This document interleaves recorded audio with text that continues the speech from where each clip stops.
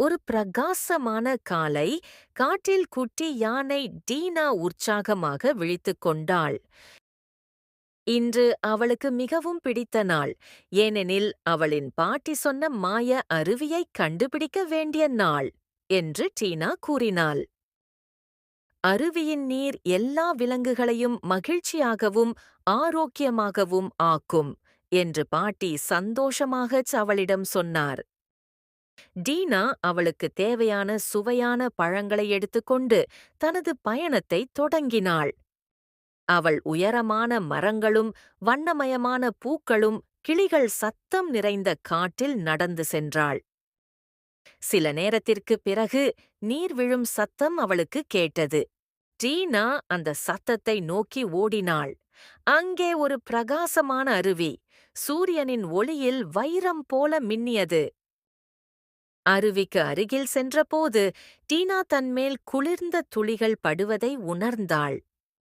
அந்த நீர் மிகவும் மாயமானதாகவே தெரிந்தது. அந்த நேரத்தில் ஒரு மென்மையான குரல் கேட்டது. வரவேற்கிறேன் டீனா, நீ நல்லவளும் துணிவானவளும் அவாள் என்று கூறியது அந்த குரல். டீனா அங்கும் இங்கும் சுத்தி பார்த்தாள். அருவியின் மேல் ஒரு சிறகுள்ள தேவதை பறப்பதை பார்த்தாள். தேவதை சிரித்துக்கொண்டு சொன்னாள், இந்த அருவிக்கு ஒரு சிறப்பு மாயம் உண்டு. இது மற்றவர்களுக்கு உதவ நினைப்பவர்களுக்கு மகிழ்ச்சியை தரும். நீ முயற்சி செய்ய விரும்புகிறாயா என்று கேட்டது. டீனா சந்தோஷமாக தலையசைத்து கூறினாள். ஆமாம், நான் செய்கிறேன் என்றாள்.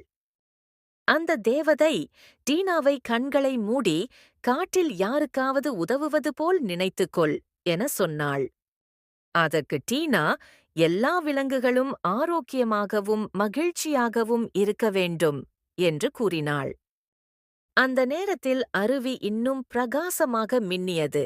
மெல்லிய காற்று வீசியது. மகிழ்ச்சி காடு முழுவதும் பரவியது. டீனாவின் உள்ளம் மகிழ்ச்சியால் நிரம்பியது.